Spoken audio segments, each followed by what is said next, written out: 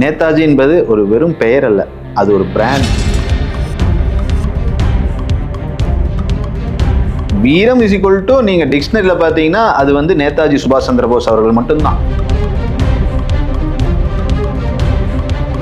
Two or die, செய் அல்லது செத்துமடி. If freedom is not given, it's taken. சுதந்திரம் என்பது கொடுக்கப்பட்டதல்ல, உன்னால் எடுக்கப்பட்டது.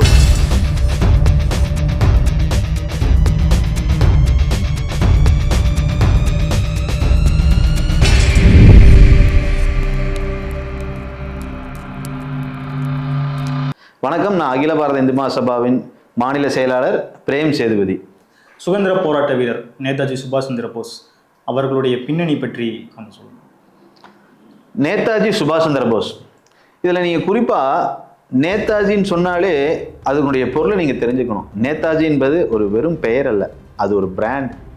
நேதாஜி என்பது எதை குறிக்குதுன்னா தலைமை பண்பு, தலைவனை குறிக்கக்கூடிய சொல் தான் நேதாஜி. ஐயா சுபாஷ் சந்திர போஸ் அவர்கள் பார்த்தீங்கன்னா இன்றைய தினம் ஜனவரி 23 அவருடைய 130வது ஆண்டு பிறந்தநாள் விழா. தமிழகத்து மட்டும் இல்லை, இந்தியாவு மட்டும் இல்லை, உலகமெங்கும் இருக்கக்கூடிய போராளிகளால் கொண்டாடப்படுகின்ற ஒரு பிறந்த தினம் என்றால், அனுசரிக்கப்படுகின்றால் அது வந்து நேதாஜி சுபாஷ் சந்திர போஸ் அவர்களுடைய பிறந்தநாள் மட்டுமே தான். அப்பேற்பட்ட போராளி இந்தியாவில், அதுவும் குறிப்பாக வங்கத்தில் பிறந்தது நம் இந்தியர்களுக்கு கிடைத்த மிகப்பெரிய ஒரு பெருமைக்குண்டான விஷயம். நேதாஜி சுபாஷ் Chandra Bose is equal to வீரம் அப்படின்ற மாதிரி தான் இங்கே வந்து தமிழக மக்கள் பார்க்குறாங்க. அந்த அளவுக்கு வங்கத்தில் பிறந்த ஒருத்தர் தமிழகம் வரைக்கும் வந்து பரவி எல்லார் மனசுலையும் இருக்காரு அப்படின்னா அதுக்கான காரணம் என்னவா இருக்கும்? வங்கம் என்பது இந்தியாவின் ஒரு அங்கம். இதில் குறிப்பாக நீங்கள் சொன்ன கேள்வி வந்து யாருனாலையும் மறுக்க முடியாது. வீரம் இஸ் ஈக்குவல் டு நீங்கள் டிக்ஷனரியில் பார்த்தீங்கன்னா அது வந்து நேதாஜி சுபாஷ் சந்திர போஸ் அவர்கள் மட்டும்தான்.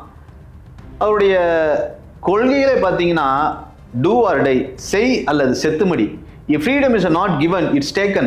சுதந்திரம் என்பது கொடுக்கப்பட்டதல்ல, உன்னால் எடுக்கப்பட்டது அப்படின்னு தான் சொல்றாரு. இதில் ஒரு விஷயம் நம்ம சொல்லிக்கணும், அவர் பொலிட்டீஷியன் கிடையாது. Is a national hero. Is a national hero of India அல்ல, இஸ் அன் இன்டர்நேஷனல் ஹீரோன்னு சொல்லலாம். காங்கிரஸின் தலைமை பண்பேற்று தலைமை பொறுப்பேற்று வென்றபோது கூட காந்திஜி அவர்களால் புறக்கணிக்கப்பட்டார். அந்த ஒரு காரணத்திற்காக அவர்கள் விட்டு விலகி வந்து அகில இந்திய ஃபார்வர்ட் பிளாக் என்கின்ற அமைப்பை ஆரம்பித்தார். இப்போ நீங்கள் தமிழகத்தில் எப்படி இவ்வளவு பிரபலம் அடைந்தார்னு கேட்டிங்கன்னா, இங்கே தமிழகத்திற்கு எப்படி அவர் வங்கத்து சிங்கமோ அதுபோல் இங்கே தென்பாண்டி சிங்கம் என்று அழைக்கப்படக்கூடிய ஐயா தேசிய தலைவர் ஐயா பசுமன் முத்துராமலிங்க தேவர் இங்கே தமிழகத்திற்கு தலைவராக இருந்தார். இந்தியன் நேஷனல் ஆர்மிக்கு இங்கிருந்து ஆட்களை அனுப்பியவர் ஐயா பசுமன் முத்துராமலிங்க தேவர். லக்ஷ்மி ராமச்சந்திரன் என்கின்ற ஒரு பெண்மணியை தேர்ந்தெடுத்து நேதாஜி சுபாஷ் சந்திர போஸ் அவர்களுக்கு பெண் பிரிவின் படைத்தளபதியாக அனுப்பி வைத்தவர் தேசிய தலைவர் ஐயா பசுமன் முத்துராமலிங்க தேவர். இதில் நாம் என்ன பெருமைப்பட வேண்டிய விஷயம்னா, ஒட்டுமொத்த இந்தியாவிற்கு அன்னைக்கு தற்கொலை படை தளபதியாக விளங்கியவர் இந்த லக்ஷ்மி ராமச்சந்திரன் அவர்கள். ஆங்கிலேயர்களால் அடிமைப்படுத்தப்பட்டு ஒடுக்குமுறைக்கு ஆளாக இருக்கக்கூடிய இந்தியாவிலிருந்து ஒரு தலைவர் வெளிநாடுகளுக்கு சென்று அங்கே இருக்கக்கூடிய முக்கிய பிரமுகர்களை சந்தித்து அவர்களிடம் ஆதரவை பெற்று நிறைய பேச்சுவார்த்தை நடத்தியிருக்காரு அப்படின்றதெல்லாம் நம்ம பார்த்துருப்போம். ஆங்கிலேயர்களின் ஒடுக்குமுறையில் நேதாஜி சுபாஷ் சந்திர போஸ் அடைந்த துன்பங்கள் வந்து சொல்ல இயலாதது. குறிப்பாக இவர் வந்து சிறையிலேருந்து மாற்றிக்கிட்டே இருக்காங்க. இந்தியாவுக்குள்ளே இருக்கக்கூடிய அனைத்து சிறையுமே பார்த்துடுறாரு. அப்படி திரும்ப இருக்கும் பொழுது இவர் சிந்திக்கிறார், என்னடா நம்ம சிறையிலே இருந்து நம்மளுடைய வாழ்க்கையை வந்து முடிச்சுடுவாங்களோ, நம்ம இப்படியே கழிஞ்சிட்டா இந்திய தேசத்திற்கு நாம் எப்படி நம்மளால் இயன்றதை செய்ய இயலும் அப்படிங்கிறது வந்து ஐயாவுடைய மனதில் மேலோங்க. கிட்டத்தட்ட 12 நாட்களுக்கு மேலே உண்ணாவிரதம் இருக்கிறார். அன்னம், ஆகாரம், நீர் எதுவுமே அருந்தலை. எத்தனையோ பேர் வந்து வலுக்கட்டாயமாக உணவளிக்க முயற்சிக்கிறாங்க, முடியல. தோத்த உடனே அங்கே இருக்கக்கூடிய பிரிட்டிஷ் ரெஜிமெண்ட்டில் வந்து இருக்கக்கூடிய பிரிட்டிஷ் கவுன்சில் யோசிக்குது, சிறையிலே வந்து ஐயா நேதாஜி சுபாஷ் சந்திர போஸ் அவர்கள் இறந்து விட்டால் மிகப்பெரிய எழுச்சி இளைஞர்களிடையே, குறிப்பாக இந்தியர்களிடையே, அது யாராக வேணா இருக்கலாம், இஸ்லாமியர்களாக இருக்கலாம், கிறிஸ்துவர்களாக இருக்கலாம், இந்துக்களாக இருக்கலாம், எல்லா மக்களிடையே எழுச்சி ஏற்படும் என கருதி அவர்களை வந்து வீட்டு காவலில் வைக்கணும்னு சொல்லி சிறைப்படுத்துகிறாங்க. ஜெயிலிருந்து கமாண்ட் பண்ணி வீட்டில் வைக்கிறாங்க. அப்போ வீட்டிலேயே வந்து ஐயா அவர்கள் இருக்கிற மாதிரி காமிச்சிட்டு அங்கேருந்து தப்பிச்சு போகிறாங்க. முதல்ல அவங்க போகிறது வந்து ரஷ்யாவுக்கு தான் போகிறாங்க. ஏன்னா அப்போவுமே வந்து ரஷ்யா வந்து நட்பு நாடாக தான் இருக்குது இந்தியாவுக்கு. ரஷ்யாவுக்கு போகிறாங்க, ரஷ்யா தூதர்கிட்ட பேசுகிறாங்க. ரஷ்யா வந்து உதவி செய்ய முடியாத இயலாத நிலையில் இருக்காங்க. பின்பு அங்கேருந்து சிங்கப்பூர் வழியாக ஜெர்மன் சென்று அடோல்ஃப் ஹிட்லரை சந்தித்து நாசி படைகளின் தலைவன், டிக்டேட்டர்னு சொல்லலாம், தன் சொல்லை தவிர வேறு யாருடைய சொற்களையும் கேட்க மாட்டேன்கிற ஒரு ஆணவத்தில் இருந்த ஒரு அடோல்ஃப் ஹிட்லருக்கு ஐயா அவர்கள், நேதாஜி சுபாஷ் சந்திர போஸ் அவர்கள் குறித்து பேசுகிறாங்க. நீங்கள் இப்படியே சண்டை செஞ்சீங்கன்னா ஜெயிக்கலாம். நீங்கள் 4 திசையில் உங்களுடைய படைகளை பிரித்து அனுப்புனீங்கன்னா உங்களுடைய படையின் பலம் வலுவிழக்கும். அதனால் இப்பொழுது ரஷ்யாவிடம் நீங்கள் போர் தொடுப்பது தவறுன்னு சொல்லி அடோல்ஃப் ஹிட்லரை கன்வின்ஸ் பண்ணி அவர்கிட்ட இருக்கக்கூடிய வெப்பன்ஸை அங்கே இருக்கக்கூடிய ஜெர்மனி ட்ரூப்ஸில் இருந்து கற்றுக்கிறாங்க. ஜெர்மன்லேருந்து ஃப்ரான்ஸ்லேருந்து இட்டாலியிலேருந்து ஜப்பான் கிட்டத்தட்ட 71 நாடுகள் பயணம் செஞ்சுருக்காங்க. அதில் குறிப்பாக ஒரு விஷயம் சொல்லணும்னா, யூ டைப்பில் இருக்கக்கூடிய சப்மெரைன் நீர்மூழ்கி கப்பல் 3 மாதம் பயணிச்சிருக்காங்க கப்பல்லையே.